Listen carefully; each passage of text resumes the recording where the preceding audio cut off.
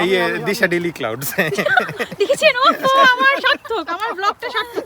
এই ভাইয়ের মুখেই সবসময় আমার চ্যানেলটার নাম এত সুন্দর করে শুনতে পাই যে ওনাকে স্পন্সর দিয়ে আমি। এটা আনপেড প্রমোশন, এটা কোনো টাকা দেয় না, দিলে আরো কয়েকবার বলবো আমি। এই তুমি এদিকে আসো, আরেকটা নাও, আরেকটা পায়। এই যে ভাই আপনি বলেন তো ভাই পুডিংটা কে নিয়েছে ভাই, আপনি কি জানেন? এটা আমার বাসায় বানাইছিল, আমি আপনার দেখছিলাম। বাসায় বানিয়েছে? কে বানিয়েছে আপনি এটা বলতে পারেন না? দিবো সামনে। টাকা দেন নাই তো, নাম বলবো। হ্যাঁ, আমাকে আরে, পেড করা হয়েছে। টাকা দিতে হবে। ভাই টাকা দিয়ে হয় সব, টাকা নিয়ে আসলো, হ্যাঁ, টাকা দিয়ে কি? আজকের ব্লগে শেয়ার করব ঈদে আমাদের মাত্রাতিরিক্ত আনন্দ, মজার মজার খাবার নিয়ে কোথায় চলে গিয়েছিলাম বনে বাদরে, যে আসলে কি প্রবলেমগুলো ফেস করেছি, তারপরে আদিম যুগের মতো পানি খুঁজে বের করে আমরা কিভাবে হাত ধুয়েছি, কিভাবে কি করেছি, সব কিছুই থাকবে আজকের ব্লগে। রান্না বাড়া কোনো কিছুতে ছেলেদের কোনো অংশগ্রহণ না থাকলেও খাবার খাওয়ার পরে তাদের যে খুশি সেটা দেখতে কিন্তু পুরো ব্লগটাই দেখবেন। সাজগোজ আর মজার মজার রান্না নিয়ে প্রকৃতির সাথে আমরা পালন করেছিলাম ভিন্নধর্মী ঈদ, এবং সবশেষে গিয়েছিলাম আমরা সমুদ্রের পাড়ে। সেখানে গিয়েও বেশ আনন্দ করেছি, নতুন জিনিস দেখেছি। আসসালামু আলাইকুম সবাইকে, আশা করি যে যেখানে আছেন অনেক ভালো আছেন। আলহামদুলিল্লাহ আমি আপনাদের দয়ায় ভালো আছি। আর হ্যাঁ, আজকের এই ব্লগটা নিয়ে আমি দিশা চলে আসলাম দিশাস ডেইলি ক্লাউডসে। অনেক দিন পরে সুন্দর একটা ব্লগ আপনাদের সাথে শেয়ার করতে যাচ্ছি। গত ব্লগটা অবশ্যই দেখেছেন আপনারা, যেখানে আমরা সকালবেলা নামাজ পড়তে গিয়েছিলাম জামাতে। তো নামাজ শেষে আমরা বাসায় গিয়ে একটু রান্নাবাড়া প্রিপারেশন ছিল, তারপরে সাজগোজ করে চলে আসলাম বনে বাজারে। সুন্দর একটা লোকেশন আগে থেকে শিহাব ভাইয়া ঠিক করে রেখেছিল। দেন আমরা সবাই মিলে গাড়িতে করে খাবার নিয়ে গিয়েছিলাম। মাথায় টেনশন ছিল যে খাবার না ঠান্ডা হয়ে যায়। তারপরে এই তো চলে আসলাম এত সুন্দর একটা জায়গা যে মনটাই ভালো হয়ে যায়। এখানে এসে আজকের ঈদের দিনটা পালন করব, খাওয়া দাওয়া করব, প্রিয় মানুষদের সাথে আড্ডা দিব, গল্প করব, ভাবতেই কেমন জানি ভালো লাগছিল। মুসলমানদের ধর্মীয় অনুষ্ঠান ঈদ উল আজহা, কুরবানির ঈদ। এই ঈদে আমাদের বাঙালিদের ট্র্যাডিশনাল খাবার থাকবে না তা তো হয় না। কোরবানি আমরা দেশে বা বিদেশে যেখানেই দেই না কেন, ঈদের দিনে মুখরোচক খাবার দিয়ে আমরা টেবিল সাজিয়েছিলাম। অবশ্যই সেখানে গরুর মাংস ছিল, ল্যাম্ব ছিল, মুরগির রোস্ট ছিল, পোলাও ছিল, আরও মজার মজার ডেজার্ট ছিল। আগে থেকেই প্ল্যান করেছিলাম যে এবারের ঈদটা আমরা একটু ভিন্নধর্মী করব, মানে আমরা বাইরে কোথাও বসবো। তো ভালোই প্ল্যান অনুযায়ী সব কিছুই ঠিকঠাক মতো হয়েছিল। কেউ এনেছিল পোলাও, কেউ রোস্ট, কেউ কাবাব, কেউ বা ল্যাম্ব, কেউ গরুর মাংস, এই তো। আর সাথে কোল্ড ড্রিঙ্কস, সেটা সব কিছুই ছিল বলতে গেলে। আলহামদুলিল্লাহ কোনো কিছুরই কমতি ছিল না। আর সব কিছু মিলে আমাদের সবারই একটা অংশগ্রহণ ছিল, সেই কারণে একটা অন্যরকম ভালো লাগা যুক্ত হয়েছিল। রান্নাটা আমরাই করেছিলাম, আমরা একটা লটারি করেছিলাম যে কার ভাগে কোন খাবারটা পড়ে। ছেলেরা রান্না বাড়া কিছু করেনি, তবে ছেলেরা আমাদেরকে যে সহযোগিতা করেছে সেটার জন্য তাদের সবাইকে অসংখ্য ধন্যবাদ। তো লটারি করার পরে আমাদের ভাগ্যে এক একজনের এক একটা পড়েছিল। শিহাব ভাইয়ের ওয়াইফ মানে তুলি ভাবি পড়েছিল পোলাও আর টিকিয়া, আমি নিয়েছিলাম সালাদ আর রোস্ট, তিশার ভাগে পড়েছিল ল্যাম্ব, আর জান্নাতাপুর ভাগে পড়েছিল গরুর মাংস। মিঠি যেহেতু অন্য একটা শহর থেকে আমাদের সাথে ঈদ করতে এসেছে, আপনারা সবাই জানেন, আর ওর অংশগ্রহণ কোনো কিছুতে থাকবে না তা তো হয় না, সেজন্য সে সব কিছু আদার্স যে জিনিসগুলো ছিল সব কিছু সে করেছে।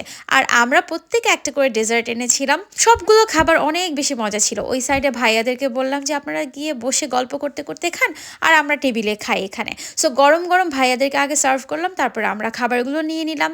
এদিকে মাথায় তো একটা টেনশন ছিলই, কারণ ঈদের দুদিন আগেও বৃষ্টি হয়েছে গোথেনবার্গে, এবং ঈদের দুদিন পরেও বৃষ্টি ছিল। তো একটু টেনশন হচ্ছিল, তবে আবহাওয়া দেখে বুঝেছিলাম সেদিন বৃষ্টি হবে না, তবে খুব একটা আলো ঝলমলে রোদও থাকবে না, বাট খুব একটা খারাপও ছিল না, আবার খুব ভালো ওয়েদার বললেও আসলে ভুল হবে। আলহামদুলিল্লাহ, তারপরে আল্লাহর দরবারে লাখ লাখ শুকরিয়া যে ওয়েদারটা সুন্দর ছিল। তো এই তো খাবার নেওয়ার 5 মিনিট পর্যন্ত ভালোই খেয়েছিলাম, পরে একটু ঠান্ডা হয়ে গিয়েছিল, কিন্তু আলহামদুলিল্লাহ আমরা অনেক মজা করেছি এবং খুব তৃপ্তি করে খেয়েছি। আসলে খুবই ছোট পরিসরে ছিল আমাদের ঈদ উদযাপনটা, অনেককেই মিস করেছি, অনেকের কথাই মাথায় ছিল, বাট হঠাৎ করে আসলে এই প্ল্যানটা হওয়াতে ওইভাবে আর কাউকে বলতে পারিনি। ইনশাল্লাহ ভবিষ্যতে চেষ্টা করব আরও আমাদের পছন্দের কাছের মানুষদেরকে নিয়ে আরও বড় পরিসরে এভাবে ঈদ করা।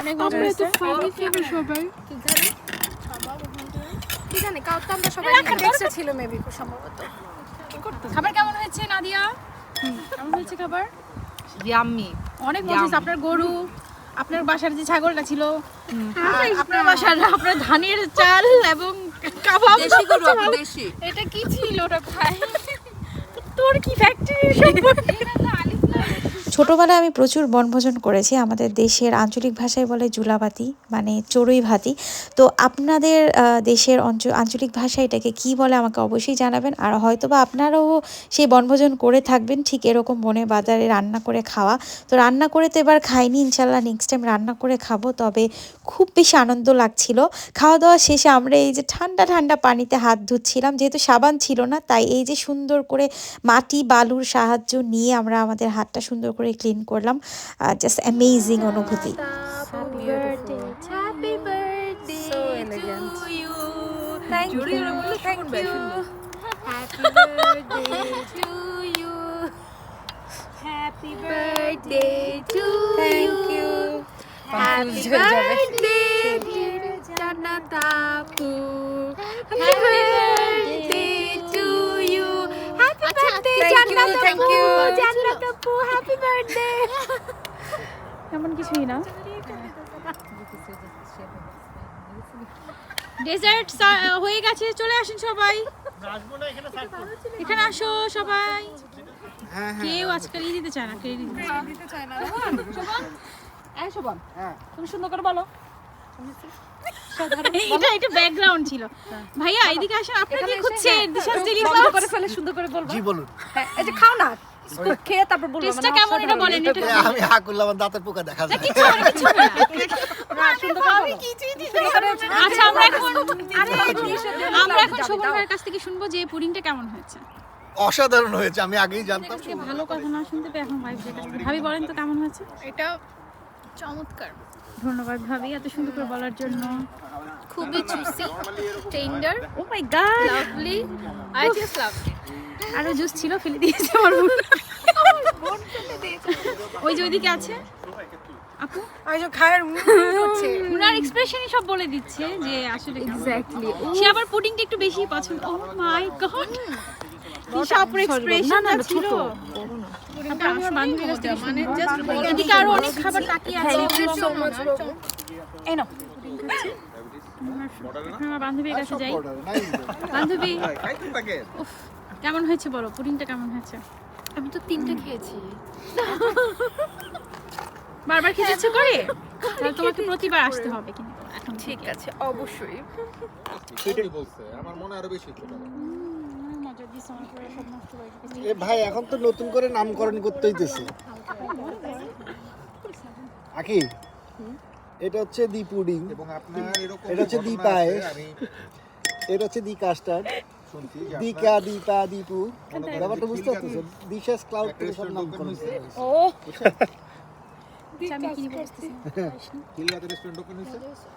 তো রেস্টুরেন্ট আলাই যেরকম মনে করেন যেরকম একটা ফুড ব্লগারে ডাক দেয়া বলছে, তুমি তো আমারে প্রমোশন করে দাও, ফ্রিতে খাওয়াবো, প্লাস টাকাও পেইড করে। শুনেন না, পেড করছে না।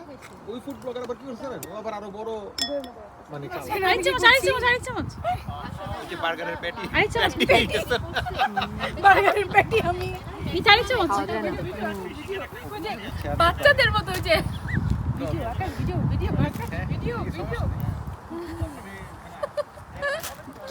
প্রেম, মাশাআল্লাহ।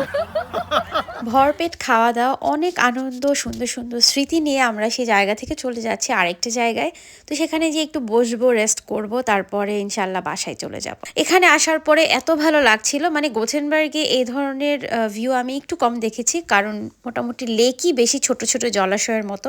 এখানে আসার পরে দেখলাম যে জেলিফিশ পড়ে আছে বালুতে।